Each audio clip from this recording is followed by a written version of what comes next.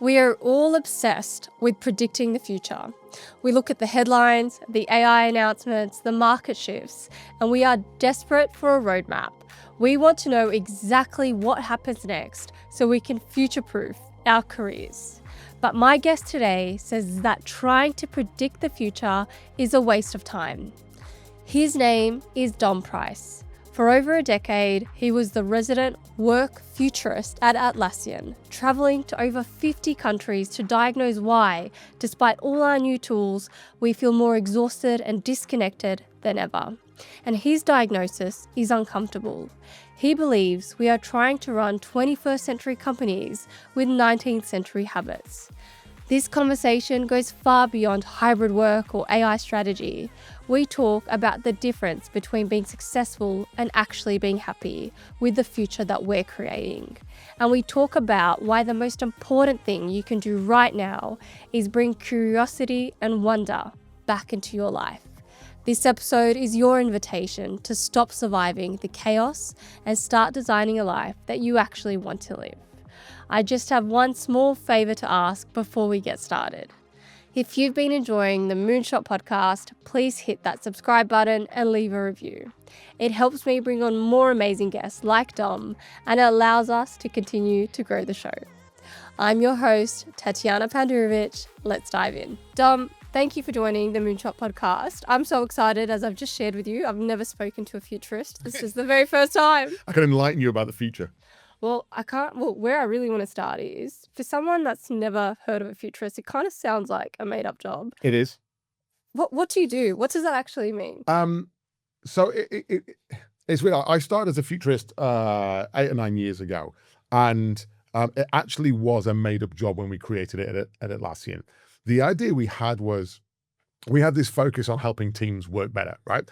And we focused so much energy on helping our teams be better. And I sat there one day with a few of our leaders, and I had this presentation called The Secret Sauce of Atlassian, where I'd go into little secrets about how we did teamwork. And other companies would be like, we're really fascinated by that. We'd love to learn more. And my boss at the time was like, instead of it being a secret, why don't we just go and tell people what we're experimenting with teamwork and what's working so we can help them build their future? And there was this moment of going, why would we do that? And then the flip was, well, why wouldn't we? Like, at that time, we're like, why not? Like, if it goes wrong, we'll just peel it back. If it goes right, awesome. So we literally set out on a 3-month experiment, which was, we had a we believe statement. We believe that hacking our ways of doing teamwork and sharing that externally is valuable to the business society as a whole. That was our belief. We had no evidence, no data, no business case, no proof points. We're like, let's try it for 3 months. If it works, great. If not, no one's died. And 8 years later, I was still doing it. So I'm assuming it worked. It did. It did in as far as multiple facets worked that we didn't expect. So one facet that worked was the minute you share externally what you're doing, it puts this fascinating pressure on you internally to get even better. Like, you can't rest on your laurels, right? Because when you open source all your goodness, then everyone goes, oh, that's brilliant. What's next? You're like, oh, we need to go and do it next, right? So it forced us to iterate on our internal ways of working. There's a massive learning curve that I wasn't prepared for that blew me out of the water, to be honest, which was I would go into organizations of all shapes and sizes and go, here's what I've seen work. Let's just make that work here. And it didn't. And I'd be like, why is it not working? And it gave me this massive awareness that everyone's environment was different. So I remember one of my learning curves was the phrase best practice is the most made up, stupid phrase that could ever exist. Right? Because there's no such thing. So what worked in Atlassian wouldn't work in a bank or a building society or a telco because they're different. The philosophy and principle can work. Good teamwork philosophies work, but you have to nurture them and apply them and understand your environment first to make them fit for purpose. And that learning curve back, I don't think any of us really expected. That was probably the biggest value add. In other companies going, oh, we don't do it that way and here's why. And you're like, tell me more about that. So it was this virtuous circle of hacking new ways of working, taking it out, getting people to deliver on them in their own personal way, seeing what works and what different, bring that back, hack again, take it out, and just doing that in a virtuous loop and doing it with so many different organizations. Have you read the book, The Innovator's Dilemma? Yes. there's that brilliant concept of exactly what you've just Yeah. spoken about with the two different curves Yeah. of how an organization can come to be an innovative organization. And if you're a legacy organization, or what's considered to be legacy, that you can't just jump at the tip end of the curve. You've got a lot of work to do to get to that same point. Well, also the unlearning. So and it's kind of nuanced in the book and in other literature as well, which is the unfortunate side effect of getting good at something is you can't see the next good thing because you can't see the effort involved. Right? You get addicted to the goodness of what used to work. And so that's why this loop was fascinating in that it stops us believing our own BS, right? Because every time we thought we would, we'd take that thing that we thought was the answer, take it to someone else, and they're like, that doesn't work for us. And you're like, why? Like, if we might be wrong, you might be wrong, but whoever's wrong, it doesn't matter. Let's work out why is it not working? What would need to be true for it to work? And so you suddenly open up your eyes and your ears to that learning curve. And when you do that, amazing things can happen. Like I've learned so much in that time around different organizations and nuances and business models and different leadership styles. But if you don't open your eyes and ears to that, then you're like, I'm going to Google best practice, find a random Spotify model from 2010 and try and roll it out in a random organization and then it not work. You're like, that's just lazy. Like, I think we've all got more mojo than that. But it kind of comes to that innovator's dilemma. How do you continually reinvent yourself? And sometimes that means having a wake for what was successful that's not going to be anymore because it's not fit for purpose. And that certainly in legacy organizations was probably the hardest part of the work that I was doing, was saying, I'm not saying you have bad intentions as a leader. What I'm saying is you're leading in a 2005 style in a 2015 business that's trying to operate in 2025. And so if you don't upgrade that to modern times, it's not going to be fit for purpose. So how do we have a wake or a celebration or whatever for that old way, put it to bed, find a new way and give each other the space and the environment to practice it. And when you do that, great things can happen, but it does take an investment and a certain mindset. It is. It's a certain mindset and a lot of uncomfortable as well, hard work at an organizational level. I listened to a really short podcast once, and I believe it was a Gucci CEO when they were looking to appoint a new leader. And for the first time, they brought in somebody externally who'd worked for a consultancy advising luxury fashion Right. brands. And that in itself was revolutionary. Yeah. And the reason for that is they were experiencing declining year-on-year growth. And a large part of that was they were quite stuck in the traditional way that they had operated in the fashion industry.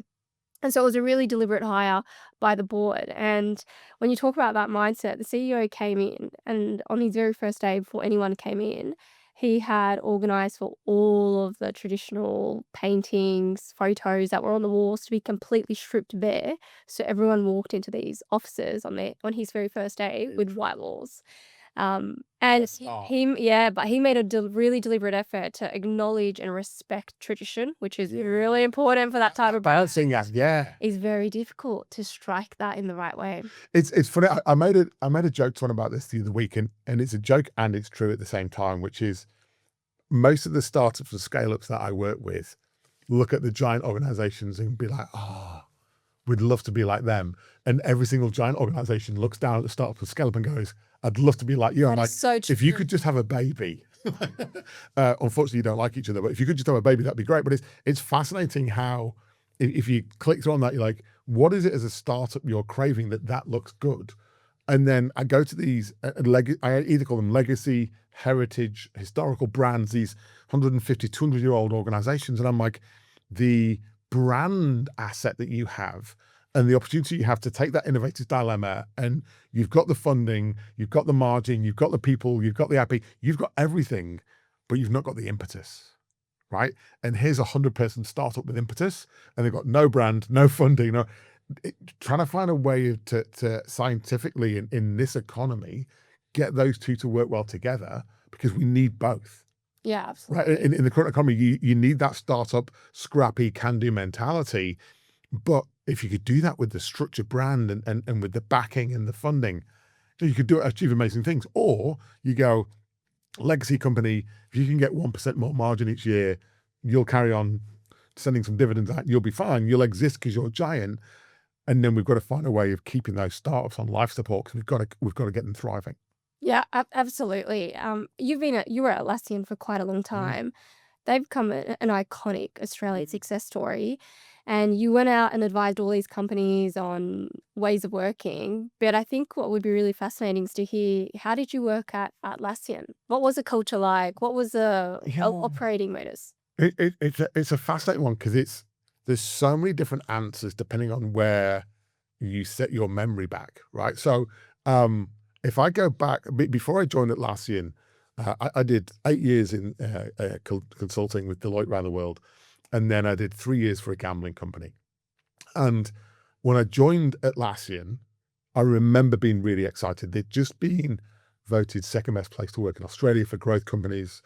Um, they hadn't made it yet, but the signs looked pretty good. They were winning awards for culture. I'd been in some quite strange, like not negative or positive, but quite strange. Again, the gambling company was legacy, archaic, highly regulated business, very different, right? So I joined Atlassian thinking I was going to love it. I'm like, this is everything I've always wanted. It's amazing, and I hated my first 90 days. Why? It's it's a weird moment when there's something in your life you've always wanted but you've never done, and then you get it, and that realization that I was shit at it. I'd only worked in highly political, highly structured, highly compliant, highly functional businesses. I'd always wanted to work in a startup, and I've always wanted that opportunity. I'm like, I want to have a chance to have impact, and I want responsibility. I want to be accountable. I want all those things. Then you get in there and you're like, I might want them. Doesn't mean I'm good at them.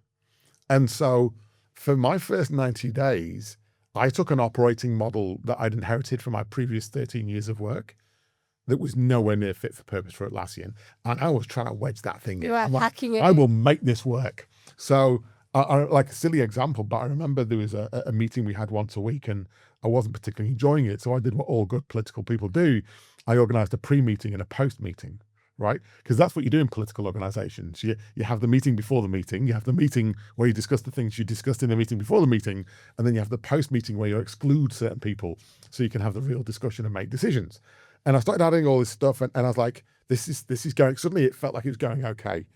And then thankfully my boss at the time, Jean-Michel Lemieux, great guy, a wonderful human, sat me down. He's like, how do you think it's going? I was like, yeah, look, I'm struggling a bit. And he's like, you really are. This is not going well.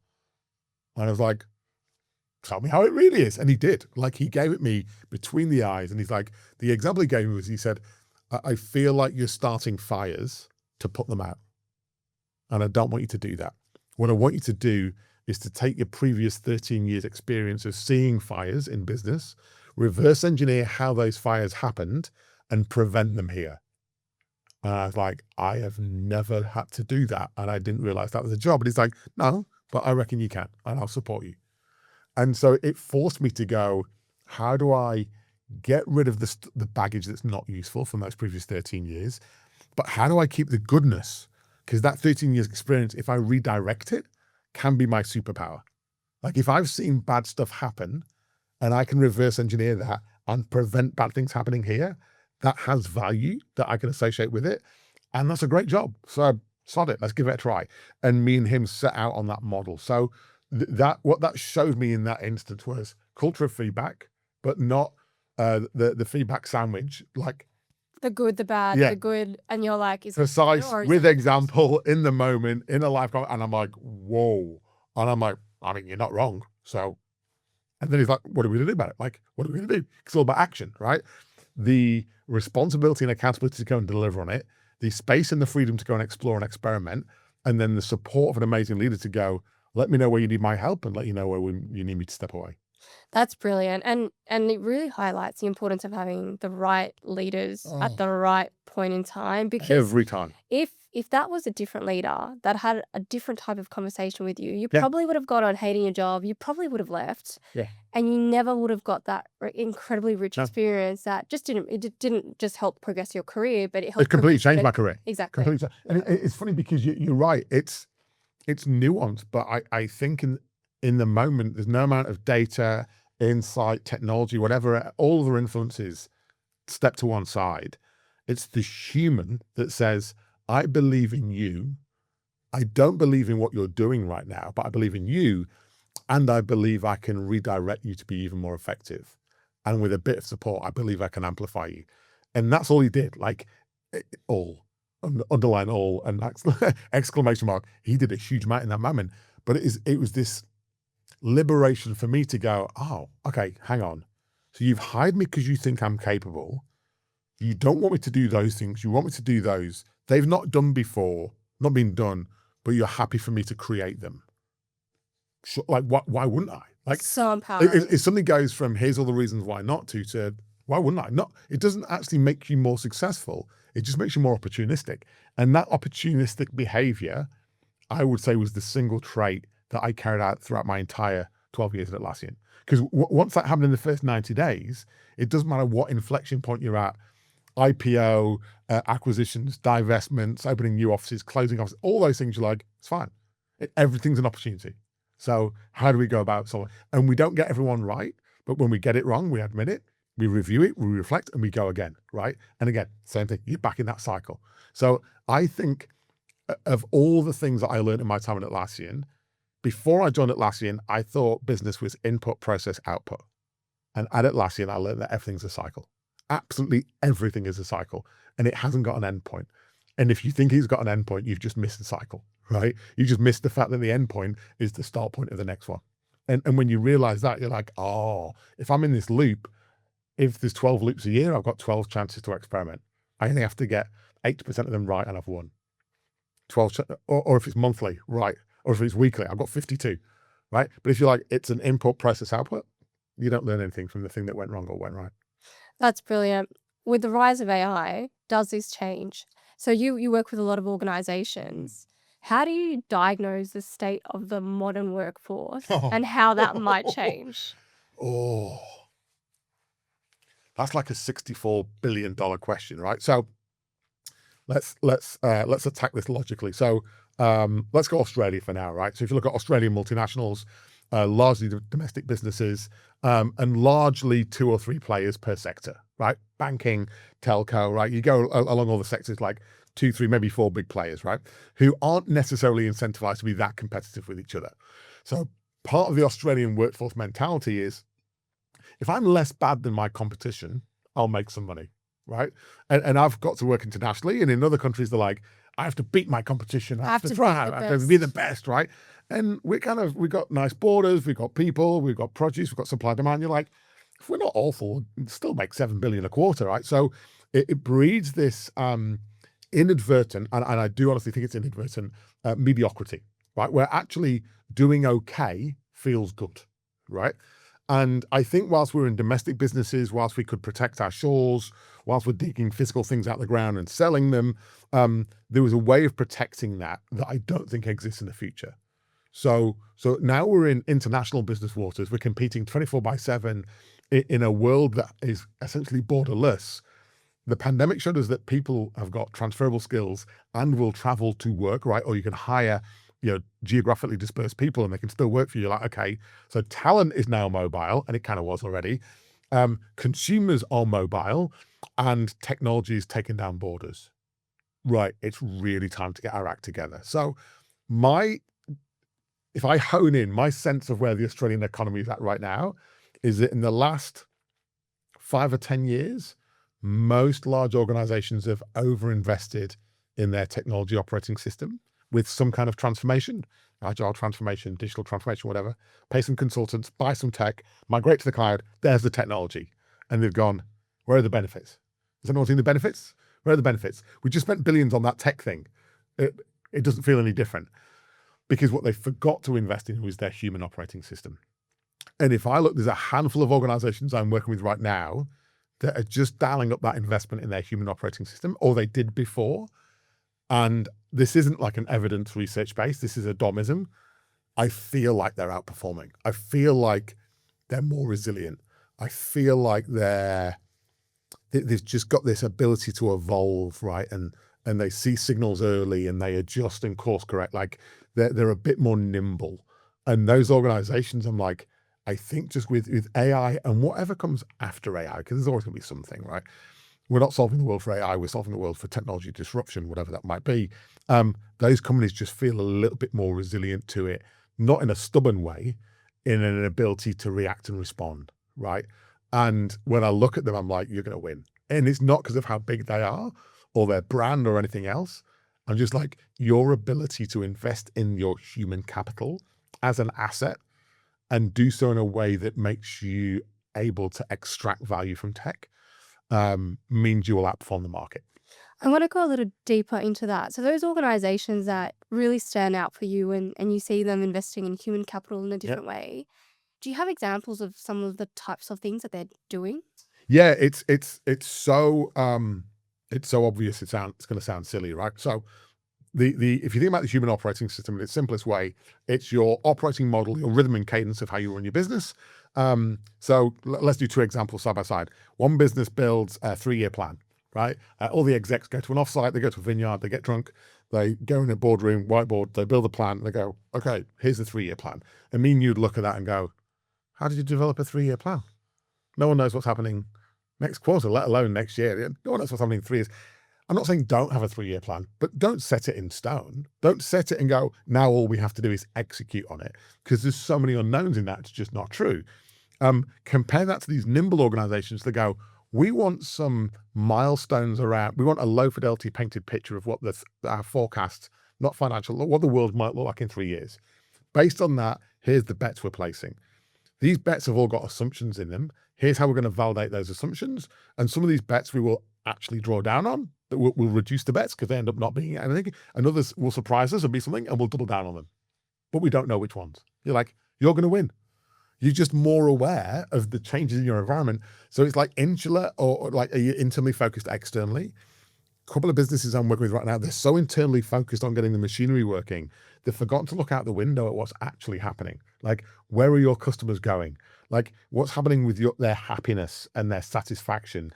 What are other products, substitute products or services that are compelling to them that you've not even thought of, right? And instead of looking at that, they're busy inside building a strategy, a plan, and execution. You're like, just stop, nip outside, smell the roses, right? So you do that on operating model, you do that on culture and leadership, and you do it on ways of working, right? They're the 4 key elements of the human operating system.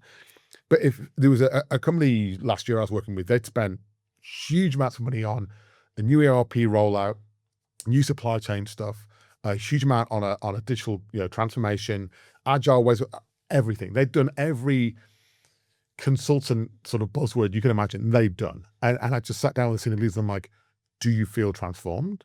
And do you feel fit for purpose for the battle you're about to go into? And they're like, no. So what did you do then? Like, they've bought some amazing horsepower, but their people hadn't changed how they were working to actually release any of that potential.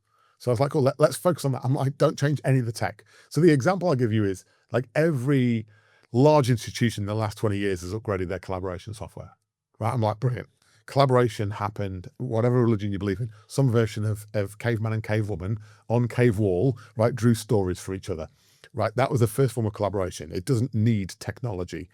So if collaboration is a human skill, the challenge we have in business today is, how do I amplify that human skill? How do I make that okay through psychological safety and better storytelling, the skills we need to be good at storytelling and collaboration?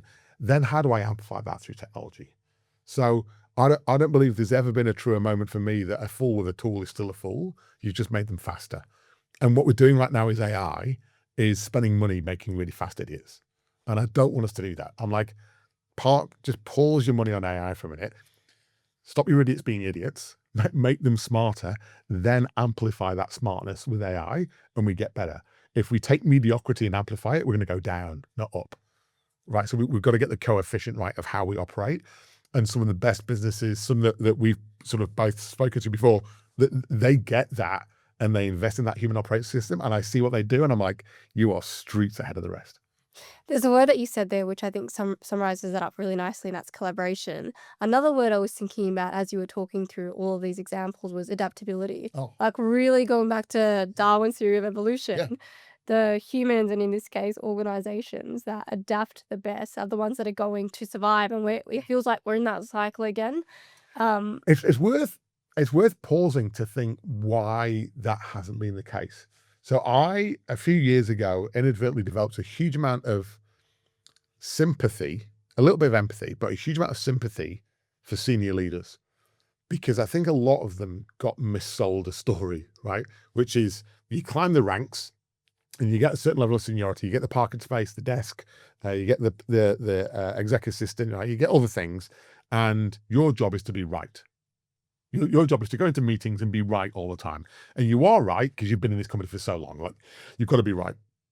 And so they were trading on certainty. They were like, I'm certain this is the thing. And their certainty came about because if you look from like late 80s, early 90s through to like 2010, there wasn't that much change. So to run a successful business, you took the business you had last year and just made it a bit more efficient. Just Six Sigma, reduce your costs, reduce your supply chain, increase your speed to market. We're fine, right? A couple of marginal changes and you had a successful business. And then the rate of change has just gone bang, bang, bang, bang, bang. And these same people are like, I never signed up for this, right? They're like, do I need to just make it 5% better? And you're like, no, you don't. It's not about making the machine you've got faster. It's about asking yourself if that machine still works and what environment you are going to be in and what machine you need. And they're like, I never signed up for that. They've never had to do adaptability. And yet they've got 30, 40 years of doing the same thing on repeat. And we've rewarded them and recognized them for that. And now said, actually, the world's changed. We want you to reinvent yourself. And they're like, nah, I can't be asked. It's such a common pattern. When I think of the trends that I'm seeing now from lots of these particularly larger organizations that have been around for a long time, I'm seeing a new wave of we need to do a 3-year, 5-year business transformation, productivity. Everyone's got to be more productivity. And it's all coming back down to this efficiency quotient. We've just got to be more efficient as opposed to let's just pause, rethink. Maybe there's a different way that I think you should just move called forward. it the ones, like there's not many businesses I know that are chasing efficiency that will do it well because it assumes that they have the answer. You just have to do it faster. Whereas most of the businesses I think that will thrive, not survive, but definitely thrive with that adaptability are the ones that are just challenging themselves, like what might be a bit different? Like how do I tweak? How do I tailor? How do I course correct? They're just, they accept the vulnerability a bit more and they pride themselves on being effective, which is, are we doing the right thing at the right time with the right people? Not just, are we doing it fast? So I even saw it like in my time at Atlassian, that people think Atlassian went, up and to the right. It was a roller coaster. It was up and down, up and down. But I remember the times when we got it wrong, and this is again, a Domism, not a science belief. The times when we got it wrong, I think it's because we chased urgency without asking why. And every time we did that, 3 or 6 months later, we'd look back and go, yeah, we spent a lot of time and money polishing the wrong thing. We were fast and we were urgent and we swarmed on it, but we forgot to stop and go, why are we doing this? Or who for? And is this the most important thing? Right? So I was coaching someone recently and I said to them, they were talking about urgency a lot. And I said, if you're chasing urgency and you don't understand the trade-off, it's almost always going to go wrong. So what's the counterbalance to urgency? Right. And I think right now those businesses are going, here's the 3-year plan. We just need to move fast. You're like, you're closing your eyes and ears to all the signals around you that will help you tailor that plan. I'm not saying the plan's wrong. I'm telling you it's not right. And by virtue of it not being right, your job is to go accept that it's 70% right and go and challenge your assumptions and go and find the other 30% instead of just like bullishly and arrogantly going, this is the plan, folding your arms and delivering it anyway. And then in 3 years' time, we're all looking back and going, that's a shame. We delivered it. It was the wrong plan, but we nailed it. I see that with productivity at the moment. You talked a little about tools and everyone introducing new tools. And so there is an overwhelming amount of product out in the market to help organizations be more productive. Yeah. But when I talk to organizations, which is all fantastic, great, brilliant. But when you start asking questions of, well, what do existing workflows look like today? Can't be mapped out properly. How do you measure productivity today? Haven't got an answer. Haven't got an answer. No. And so what is Or self-assessment. We do a quarterly engagement survey and we're like, just completely anonymous, obviously completely anonymous. Do you feel more productive? And you're like, yes. And that's all. Everyone's more productive. And so with this tool, how are you going to now measure this kind of new thing? And is this the most important thing and why? And I'm not saying that all those questions, if they can be answered in the right way, they might very well be the right path forward. But the biggest challenge I see today is that most organizations can't answer these very fundamental questions, Yeah. but there's this big push. Just let's adopt the technology. Yeah, and it's a great, like, again, this is where the sympathy comes in. Is I look at the average age or the tenure or the background of most C-suite leadership teams in Australia, right, and boards, right, and I'm like, that's no surprise. That's what you're doing. Like, I can't criticize you. You're doing what you've been hired to do, right? Versus going. I'm not saying throw the company out and start all over again. I'm just saying, like, if we want to be around in 10, 15, 20 years, what things need to be true, and then how do we adapt to that? I think there's a vulnerability in that mindset that exists in leadership. We're just not rewarding or recognizing it, right? And so I was talking to someone about this the other week, this concept that we're telling people that what we need is certainty, whilst we all know there isn't any. So we're pretending there is. We're like, I've built a plan. There you go, there's a plan. So if we deliver on that plan, we're certain. You're like, you might not be right, but it's certain. Versus this, some of the best companies I'm working with now, their currency instead of certainty is confidence. Here's a plan. How confident are we? 60%. Cool. What do we need to go and research or assess? What assumptions do we need to go and challenge? What hypotheses do we need to go and build to get from 60 to 70%? These things. Well, let's go and do that for 2 weeks. Let's get 70% confident, and then we'll start. And then once we start, we'll get to 75, and we'll get to and accept we never get to 100% confidence, because outside our four walls, the market is always changing. Cool. So when you do that, you're putting yourself out there, you're building a plan, but a plan that's adaptable to whatever's happening in the real world, versus building it in a dark room, chucking it out there and hoping for the best, right? It's not going to work in a modern environment. But I think the leaders that we have in the most senior positions, not only have they grown up in that environment, their reward system, right, their compensation system is certainty. Give me certainty. And we're like, it's not there.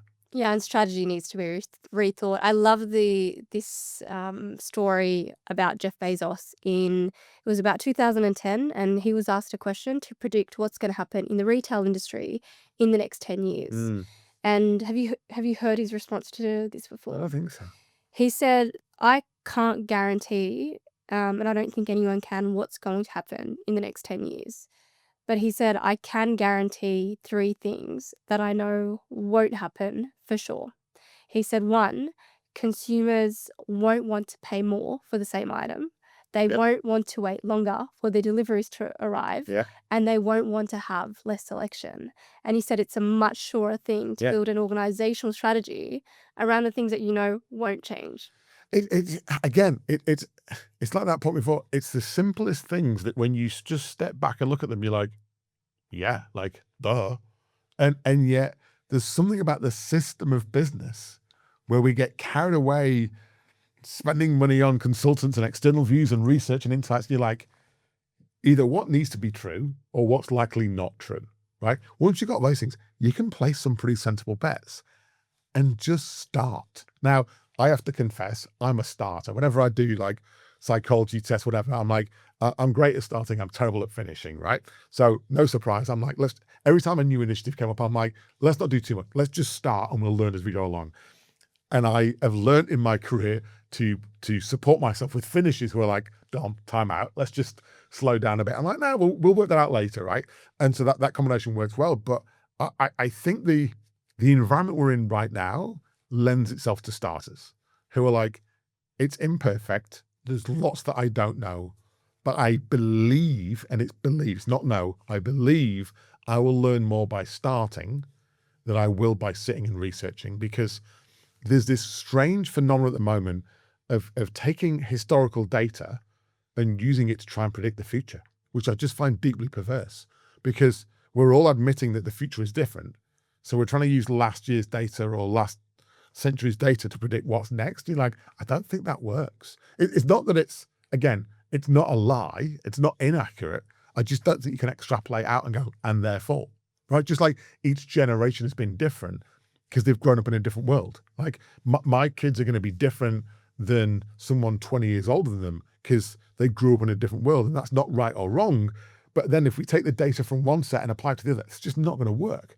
So again, we've got to have at some point, I think if I could gift in 2026 anything to senior leaders in Australia, it'd be like, back yourself, like have some faith in your ability to make a meaningful call and back yourself, and then be self-aware enough to listen for the signals of, is it successful, is it not?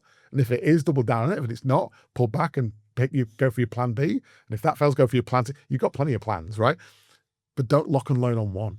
And that faith to just back yourself and go, I think as a team we can do this. I don't know what this is, but I think we can do it. I think that will get people along for the ride, versus this old school, like almost like chest beating mentality of, I'm the leader, I've got the answer, I will decree the answer upon you, and my minions, you just now need to go and execute. I'm like, yeah, good luck with that. This is just not going to work in this environment. Something I want to ask you about is a potential worst case scenario. All of these.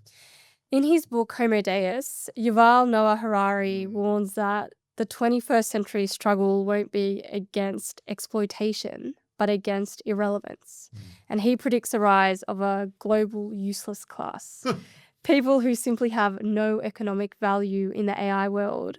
Do you think there is an average middle class of employee that might be impacted with this case scenario? Yeah, so there's a few points there. He's not wrong, but there's a few points we need to sort of peel back. One is that story isn't yet written. So we, the collective, we, the Queens, we have decisions that we're making right now that decide whether that's likely to happen or not, right? So whether it be giant tech organizations with how they build AI, how they think about diversity, inclusion, right? How they think about broad views, how they think about spectrum of politics, like all those things. Like, I think there was a silly example recently about, you know, if you put the word thong into any LLM, it doesn't think of thongs as something you put on your feet, right? Because most LLMs have ingested data that actually... They're not trained on the Australian language. Right. So you see these nuances, and each of those examples, you're like, ah, that's funny. Then you're like, huh, is it funny? Or is that a pointer to the fact that we're losing our identity and our nuance, right? The things that make us unique, he says as an Englishman, uniquely Australian, you would inadvertently lose those. You're like, it doesn't matter. Like, it does, right? So those decisions are being made now. So we have to be really conscious, because I believe those decisions we make now massively impact the next 10, 15 years, right? We're making the formative, we're building the foundations. If we get the foundations wrong, we're not arguing about kitchen tiles, right? If the foundations are wrong, the kitchen's falling in. So we need to get those foundations right. And I inadvertently, I think as a society, we think those decisions have been made, or we're leaving them to the wrong people, right? I don't want giant tech organizations making those decisions. They'll do it for shareholder value. That's the wrong reason to do it. I don't want governments making that decision, because they still think it's 1995 and they'll just governance and protect and policy the whole thing, too slow.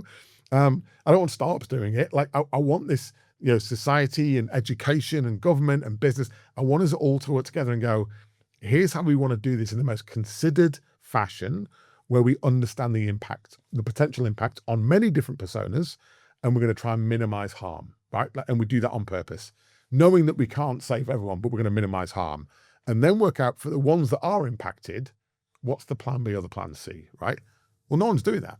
All that's happening right now is, if I've got an AI startup, I'm instantly worth $100 billion, and it's great, I've only got 5 employees, so that's 20 billion each, winning, right? And you're like, that's who's being left behind? Like, what's happening here? So I don't think he's wrong.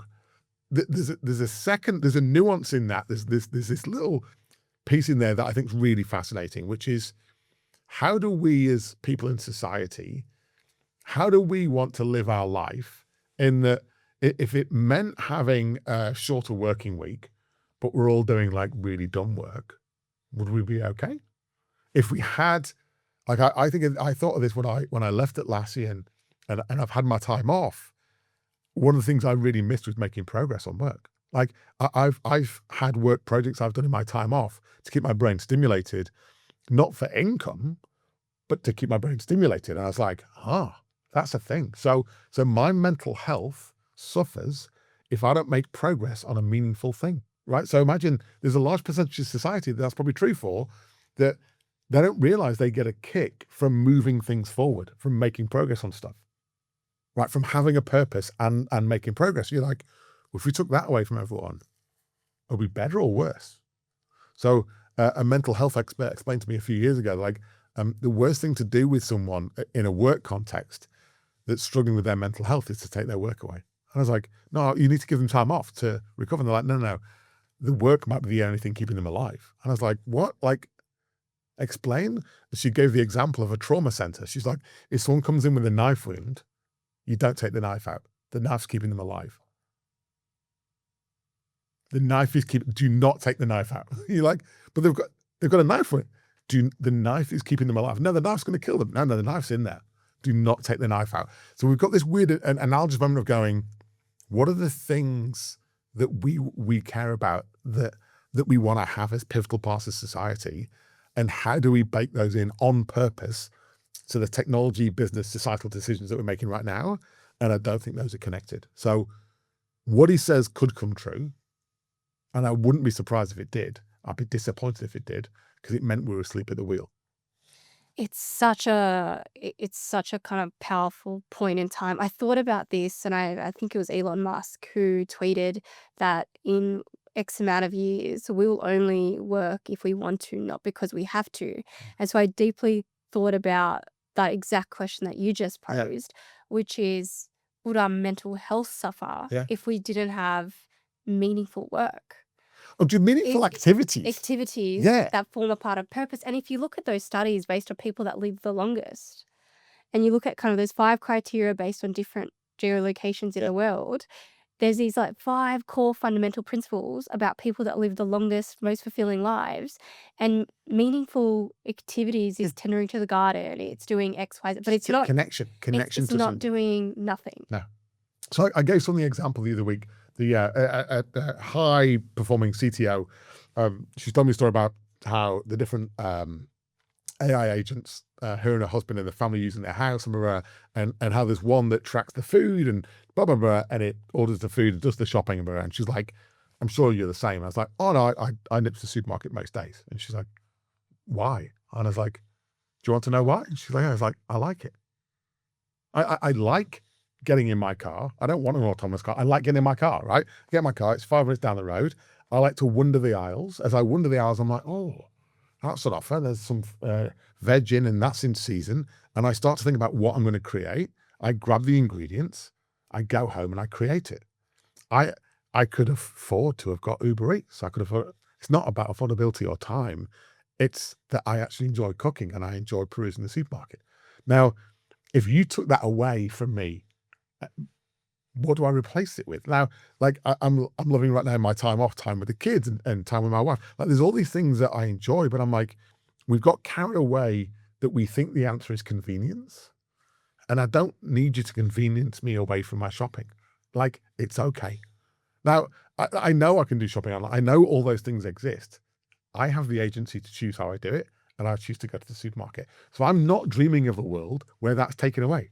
I don't need that taking away. I couldn't agree more. I just got back from Dubai, which is arguably one of the most convenient countries in the entire world. Yeah, good point. From everything. I mean, you get petrol delivered to your house, car washed at your house, a massage, nail salon, like the groceries, every possible example that you could imagine. You're washing. And I wanted to go to the mall to get my nails done. And my partner was like, oh, you can just order someone to come home. It'll be much quicker. And I thought about this. I was like, great, but I don't want to do that. And I was really thinking about, why do I want to go to the mall? Yeah.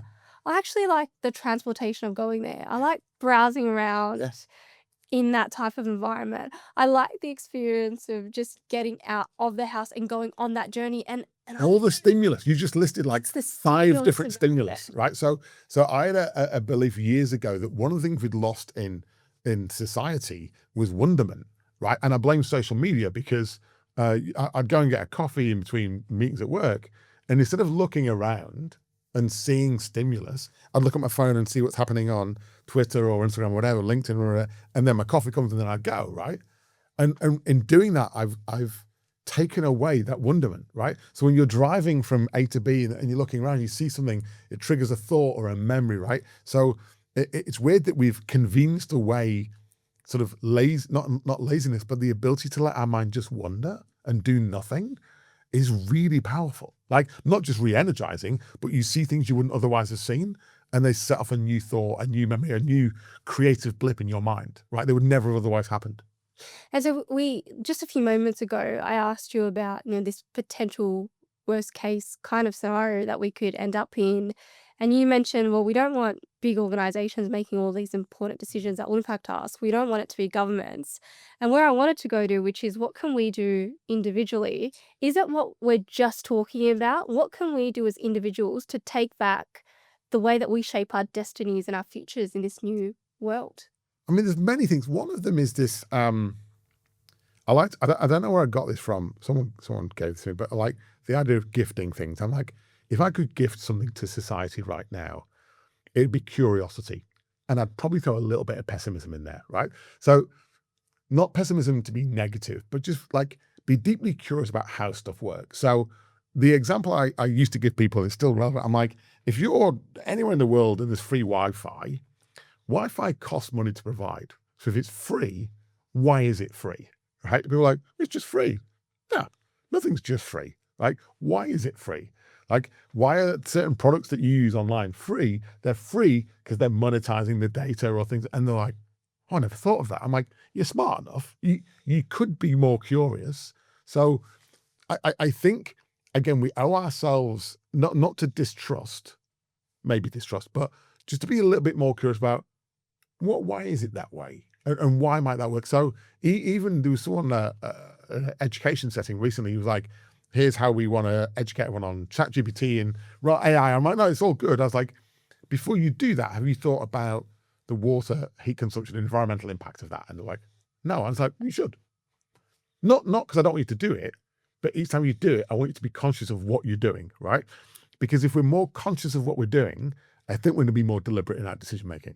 Whereas I think we've got a bit passive and a bit passengerish. Like, even when I look at some of the commentary, it's like, oh, AI is going to take away all the jobs. It's going to do this, going to do that. And it's like, yeah, that's kind of been decided. You're like, no, it's not been decided. Like, we still have a voice and a say in the products we use, how we use them. And so the flip of that I find deeply ironic, it's the people I avoid just generally in life are the ones that whinge about things but still do it. Right? I hate big tech. It's already bad. And then they send you like a Facebook meme and you're like, you just said you hate it. And like, no, I do, but like, it's really convenient, isn't it? So either accept that you're on it and do it willingly and knowingly, or don't and stick by your morals and values, but don't try and be both. Right? So I think if we get a bit more curious around what's happening and why and ask those questions, collectively, I think the more we ask those questions, the more we hold the people in power accountable for answering them, and ideally answering them honestly, right? Whether that be big tech or government or whatever, like how you safeguarding X, Y, Z, how you think about future jobs, how you think about the education system. Like, as a parent of 3-year-olds, whenever I meet anyone in the education system, I'm asking them, I'm like, hey, what might the education system look like by the time my kids are in school? And they're like, we're not sure. And I was like, you should be thinking about that, because I'm going to ask you that question again in 6 months and I'd like a better answer. Right? Because I'm paying my taxes, so there is an education system, and I want to know that it's fit for purpose. And it's not that I think it isn't, I just don't know that it is. And until I know that it is, I'm going to be curious. I'm going to prod you and be curious about it. So I think if we can own that curiosity in a way of a genuine curiosity, then I think we all equip ourselves with more insight, but also we get to hold those people accountable for doing the right thing, whatever that might be. I absolutely love everything you just said there. You just went through a whole array of the 5 Ws. So in the Australian education system, Oh. very early in school, you learn the 5 types of questions you can ask. So the why, the how, the what, Yeah. the who, and the when. And you kind of, in all the examples there, you almost covered off every single one of those when you were talking about curiosity. Yeah. It reminds me of when I was in my undergraduate degree, in one of my first classes, I had this brilliant management professor. Those kind of teachers that you don't forget because they cause you to think differently. And he walked into the room, and I don't even remember what the topic was of what we were studying. It was something within the management practice. But he asked one of the guys that was in our lecture about his shoes. And at the time he had the and I will butcher the pronunciation, but the Japanese brand, the tiger shoes. Oh, yeah. And he asked him, where did he get the shoes? And so this is how the conversation and introduction to the class begins. He then asked him, well, where are those shoes made? With which materials? And he proceeds to tell an interesting story. Then he asks someone else a different question about a piece of their clothing. He then talks to someone else about a purchase they made, which is a hairdryer, and then starts talking about different electrical currents in the world. And I just remember thinking, like, I'm sitting in this class and I'm suddenly looking at, what am I wearing? What Yeah. bag do I have? How did I get here? Via which transportation? And the most powerful thing I remember about that class is I never think about these questions. Where does this shirt come from? Who makes it? How much do they get paid? Like, that just sense of wonder and curiosity that children inherently have, that we don't even realize how much we lose it, and the danger of continuing And why to we lose go it. down the We lose it because it's convenient to lose it, right? It's Yeah. inconvenient to get it back in. And so it's funny because when you add all that back in, I think the outcome that you get, I think curiosity is like the process. The outcome that we get is we're more deliberate. We make more conscious decisions, right? When I know that doing X causes Y, I'm like, okay, I need to be really deliberate in how I make this decision. If I choose to ignore part of that, I'm not deliberate. I'm ignorant. And ignorance is blissful, right? You just carry on with your life and you blame someone else versus going, I'm going to be a bit more conscious about what I do here. And again, I think this is a collective. It's not like there's a score that we get on curiosity. I think if we all gift ourselves a bit of curiosity, everyone benefits. It's rising tides. Absolutely agree. I speak at a lot of conferences and events around AI in general, and one of the most common questions that I get, and almost guaranteed at the end of every one of these talks, is, which skills do I need to learn today to safeguard my future? Or what are the most important skills Yeah. to be learning right now? How do you think about this? I've mentioned a few in there. I think if I was to land on one right now, I've got two. One is storytelling. I think storytelling is almost a lost art that will come back in the next few years as a superpower. I think the most compelling leaders that I've ever worked with, when I reflect, were good storytellers. Not elaborate. They could tell a story with the how, the what, the when, the why, right? But without ever using those words, they tell a rounded story, and at the end of it, you knew exactly what you had to do, and you were willing to do it. You were in. They provided a lot of context, a lot of opportunity, a lot of richness, and I think we've got confused with content. And I think what most leaders, the leaders I'm working with, don't want more content, they want more context. Storytelling has context. Content, it can be developed. Press a button, we can create content. That's easy, it's free. It's also crap, right? So we want context. We've inadvertently got content. If I was allowed a second, because I'm being greedy and it's a new year, so why not? It would be the power of reflection.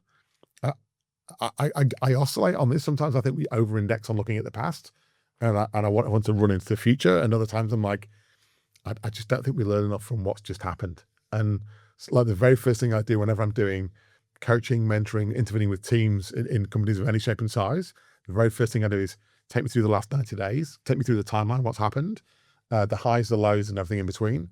What did you do about it? What have you learned from that? Like that reflection. Again, without that, I think we're just blindly running into the future.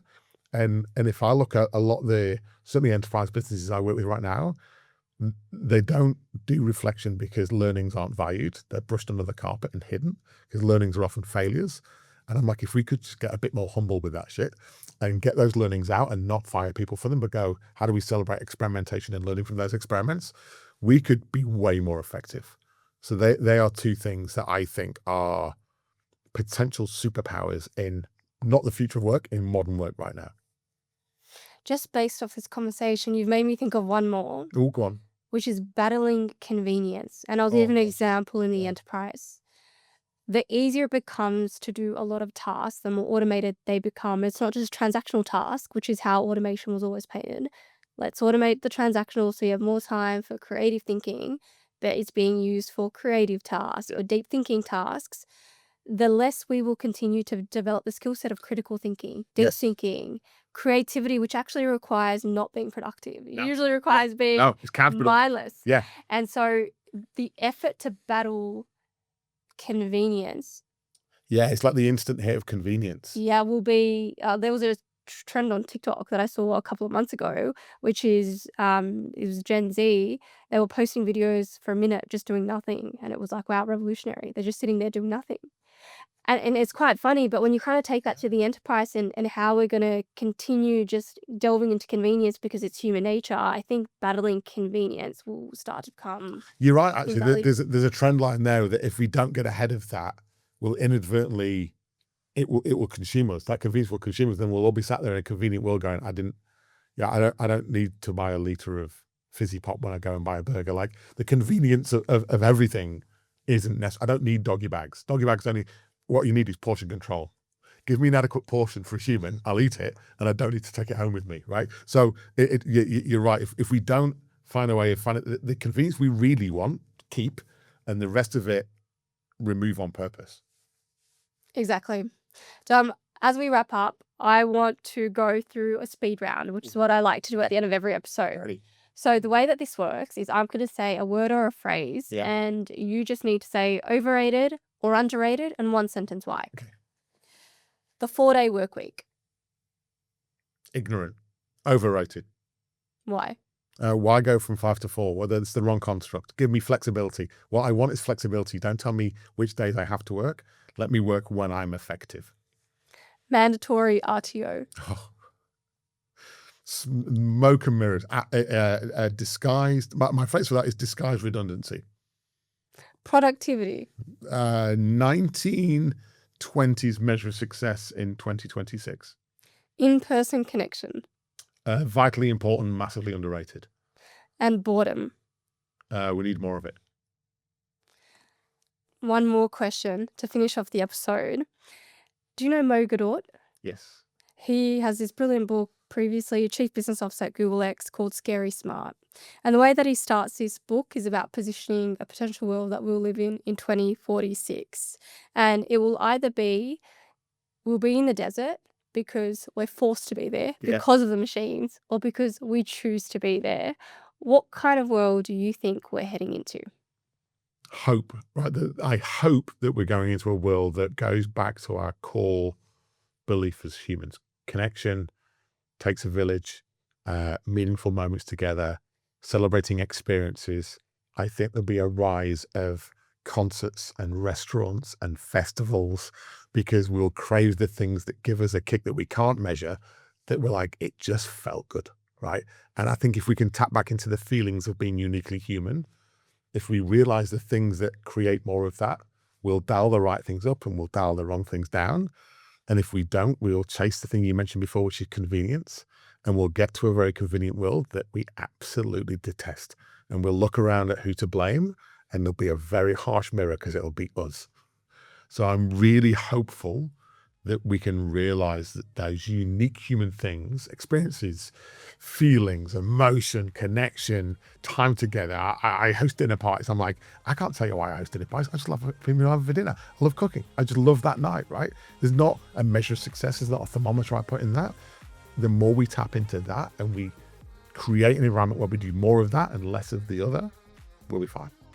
Dom, thank you so much for joining the Moonshot podcast. It's been really fun having this conversation, but for me personally, it's been enriching. It's caused me to think through these really big, ambiguous topics in a different way. Yeah, awesome. Thanks for having me. Thank you very much.